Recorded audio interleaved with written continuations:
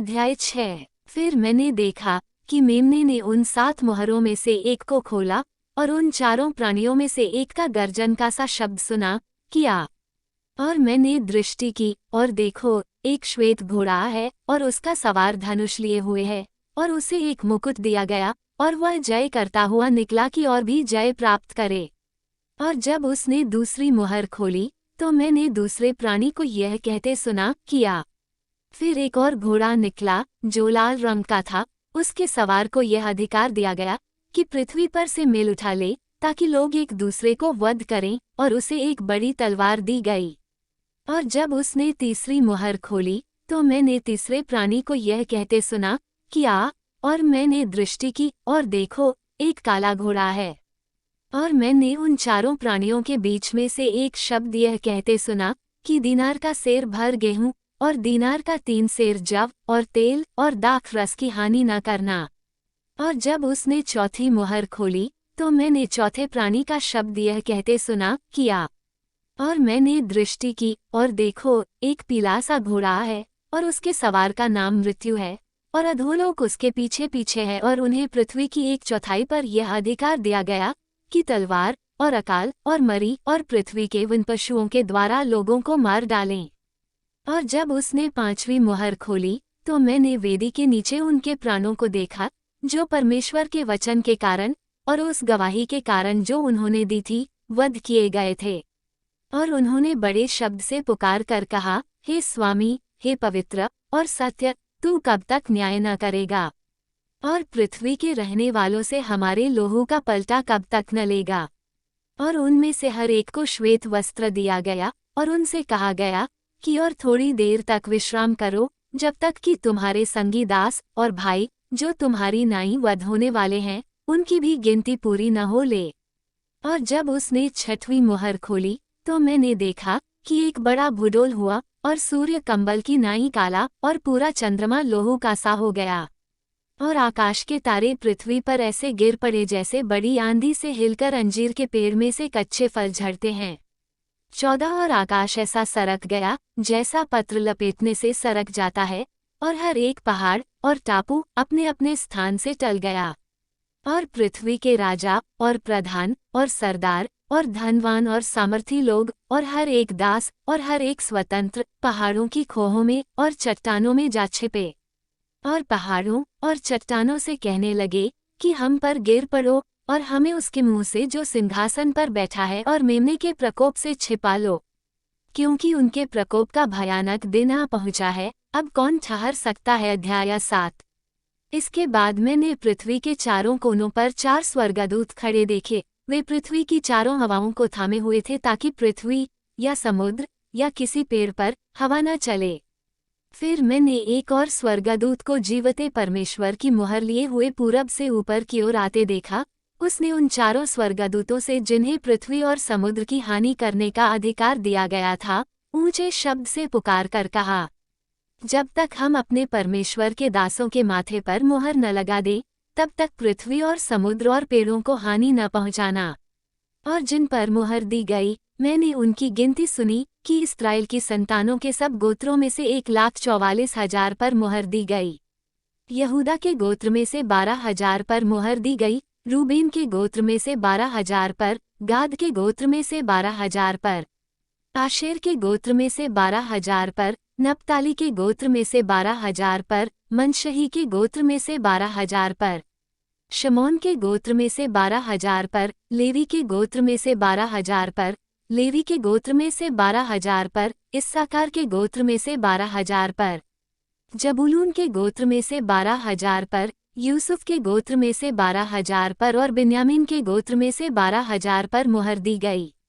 इसके बाद मैंने दृष्टि की और देखो, हर एक जाति और कुल और लोग और भाषा में से एक ऐसी बड़ी भीड़ जिसे कोई गिन नहीं सकता था, श्वेत वस्त्र पहने और अपने हाथों में खजूर की डालियां लिए हुए सिंहासन के सामने और मेमने के सामने खड़ी है, और बड़े शब्द से पुकार कर कहती है कि उद्धार के लिए हमारे परमेश्वर का जो सिंहासन पर बैठा है और मेमने का जय जयकार हो। और सारे स्वर्गदूत उस सिंहासन और प्राचीनों और चारों प्राणियों के चारों ओर खड़े हैं। फिर वे सिंहासन के सामने मुंह के बल गिर पड़े और परमेश्वर को दंडवत करके कहा, आमीन। हमारे परमेश्वर की स्तुति और महिमा और ज्ञान और धन्यवाद और आदर और सामर्थ और शक्ति युगानुयुग बनी रहें। आमीन। इस पर प्राचीनों में से एक ने मुझसे कहा, ये श्वेत वस्त्र पहने हुए कौन हैं? और कहाँ से आए हैं? मैंने उससे कहा, हे स्वामी, तू ही जानता है। उसने मुझसे कहा, ये वे हैं जो उस बड़े क्लेश में से निकल कर आए हैं। इन्होंने अपने अपने वस्त्र मेमने के लोहू में धोकर श्वेत किए हैं। इसी कारण वे परमेश्वर के सिंहासन के सामने हैं और उसके मंदिर में दिन रात उसकी सेवा करते हैं, और जो सिंहासन पर बैठा है वो उनके ऊपर अपना तंबू तानेगा। वे फिर भूखे और प्यासे न होंगे और न उन पर धूप न कोई तपन पड़ेगी, क्योंकि मेमना जो सिंहासन के बीच में है उनकी रखवाली करेगा और उन्हें जीवन रूपी जल के सोतों के पास ले जाया करेगा, और परमेश्वर उनकी आंखों से सब आंसू पोंछ डालेगा। अध्याय 8। और जब उसने 7वीं मुहर खोली तो स्वर्ग में आधे घंटे तक सन्नाटा छा गया, और मैंने उन 7 स्वर्गदूतों को जो परमेश्वर के सामने खड़े रहते हैं देखा, और उन्हें 7 तुरहियां दी गईं। फिर एक और स्वर्गदूत सोने का धूपदान लिए हुए आया और वेदी के निकट खड़ा हुआ, और उसको बहुत धूप दिया गया कि सब पवित्र लोगों की प्रार्थनाओं के साथ उस सोनली वेदी पर जो सिंहासन के सामने है चढ़ाए। और उस धूप का धुआं पवित्र लोगों की प्रार्थनाओं सहित स्वर्गदूत के हाथ से परमेश्वर के सामने पहुंच गया। और स्वर्गदूत ने धूपदान लेकर उसमें वेदी की आग भरी और पृथ्वी पर डाल दी, और गर्जन और शब्द और बिजलियां और भूइंडोल होने लगा। और वे 7 स्वर्गदूत जिनके पास 7 तुरहियां थी फूंकने को तैयार हुए। पहले स्वर्गदूत ने तुरही फूंकी, और लोहू से मिले हुए ओले और आग उत्पन्न हुई और पृथ्वी पर डाली गई, और पृथ्वी की 1/3 जल गई, और पेड़ों की 1/3 जल गई, और सब हरी घास भी जल गई।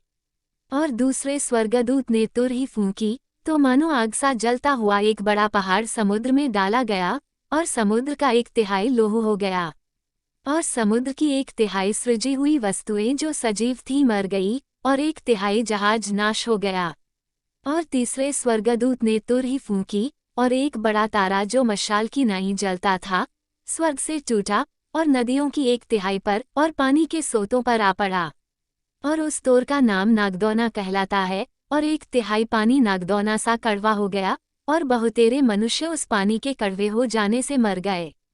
और चौथे स्वर्गदूत ने तुरही फूंकी, और सूर्य की 1/3 और चांद की 1/3 और तारों की 1/3 पर आपत्ति आई, यहाँ तक कि उनका 1/3 अंग अंधेरा हो गया, और दिन की 1/3 में उजाला न रहा, और वैसे ही रात में भी।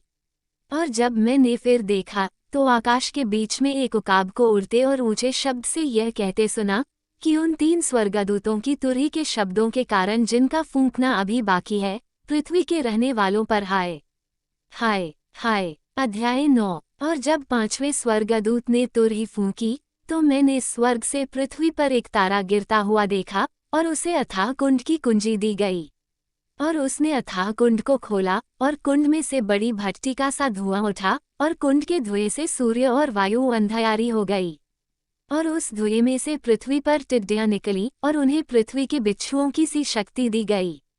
और उनसे कहा गया कि न पृथ्वी की घास को, न किसी हरियाली को, न किसी पेड़ को हानि पहुंचाओ, केवल उन मनुष्यों को जिनके माथे पर परमेश्वर की मुहर नहीं है।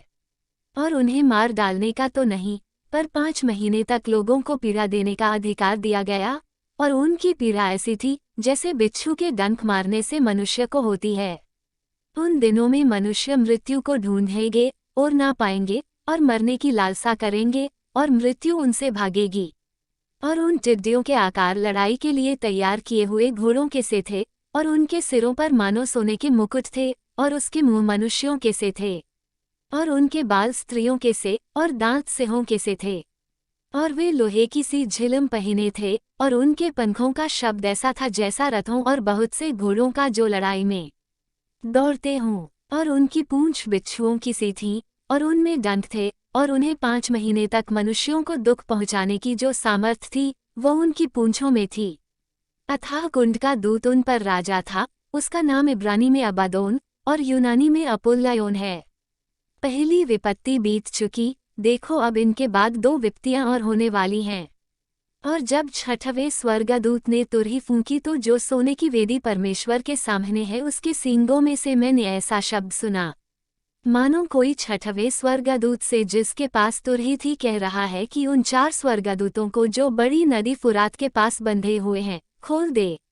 और वे चारों दूत खोल दिए गए जो उस घड़ी और दिन और महीने और वर्ष के लिए मनुष्यों की 1/3 के मार डालने को तैयार किए गए थे। और फौजों के सवारों की गिनती 20 करोड़ थी। मैंने उनकी गिनती सुनी और मुझे इस दर्शन में घोड़े और उनके ऐसे सवार दिखाई दिए जिनकी झिलमें आग और धूम्रकांत और गंधक की सी थीं, और उन घोड़ों के सिर सिनों के सिरों के से थे, और उनके मुंह से आग और धुआं और गंधक निकलती थी। इन तीनों मरियों अर्थात आग और धुएं और गंधक से जो उसके मुंह से निकलती थीं, मनुष्यों की 1/3 मार डाली गई, क्योंकि उन घोड़ों की सामर्थ उनके मुंह और उनकी पूंछों में थी, इसलिए कि उनकी पूंछें सांपों की सी थीं और उन पूंछों के सिर भी थे, और इन्हीं से वे पीड़ा पहुंचाते थे। और बाकी मनुष्यों ने जो उन मरियों से न मरे थे अपने हाथों के कामों से मन न फिराया कि दुष्टात्माओं की और सोने और चांदी और पीतल और पत्थर और काठ की मूर्तों की पूजा न करें, जो न देख न सुन न चल सकती हैं। और जो खून और टोना और व्यभिचार और चोरियां उन्होंने की थीं उनसे मन न फिराया। अध्याय 10। फिर मैंने एक और बलि स्वर्गदूत को बादल उड़े हुए स्वर्ग से उतरते देखा। उसके सिर पर मेघधनुष था और उसका मुंह सूर्य का सा और उसके पांव आग के खंभे के से थे। और उसके हाथ में एक छोटी सी खुली हुई पुस्तक थी। उसने अपना दाहिना पांव समुद्र पर और बायां पृथ्वी पर रखा और ऐसे बड़े शब्द से चिल्लाया जैसा सिंह गरजता है। और जब वह चिल्लाया तो गर्जन के 7 शब्द सुनाई दिए। और जब 7 गर्जन के शब्द सुनाई दे चुके तो मैं लिखने पर था, और मैंने स्वर्ग से यह शब्द सुना कि जो बातें गर्जन के उन 7 शब्दों से सुनी हैं उन्हें गुप्त रख और मत लिख। और जिस स्वर्गदूत को मैंने समुद्र और पृथ्वी पर खड़े देख था उसने अपना दाहिना हाथ स्वर्ग की ओर उठाया। और जो युगानुयुग जीवता रहेगा, और जिसने स्वर्ग को और जो कुछ उसमें है, और पृथ्वी को और जो कुछ उस पर है, और समुद्र को और जो कुछ उसमें है सृजा, उसी की शपथ खाकर कहा, अब तो और देर न होगी। वरन 7वें स्वर्गदूत के शब्द देने के दिनों में जब वो तुरही फूंकने पर होगा, तो परमेश्वर का गुप्त मनोरथ उस सुसमाचार के अनुसार जो उसने अपने दास भविष्यद्वक्ताओं को दिया पूरा होगा। और जिस शब्द करने वाले को मैंने स्वर्ग से बोलते सुना था वो फिर मेरे साथ बातें करने लगा कि जा, जो स्वर्गदूत समुद्र और पृथ्वी पर खड़ा है उसके हाथ में की खुली हुई पुस्तक ले ले। और मैंने स्वर्गदूत के पास जाकर कहा, यह छोटी पुस्तक मुझे दे। और उसने मुझसे कहा, ले इसे खा ले, और यह तेरा पेट कड़वा तो करेगी पर तेरे मुंह में मधु सी मीठी लगेगी। सो मैं वह छोटी पुस्तक उस स्वर्गदूत के हाथ से लेकर खा गया। वह मेरे मुंह में मधु सी मीठी तो लगी, पर जब मैं उसे खा गया तो मेरा पेट कड़वा हो गया। तब मुझसे यह कहा गया कि तुझे बहुत से लोगों और जातियों और भाषाओं और राजाओं पर फिर भविष्यद्वाणी करनी होगी।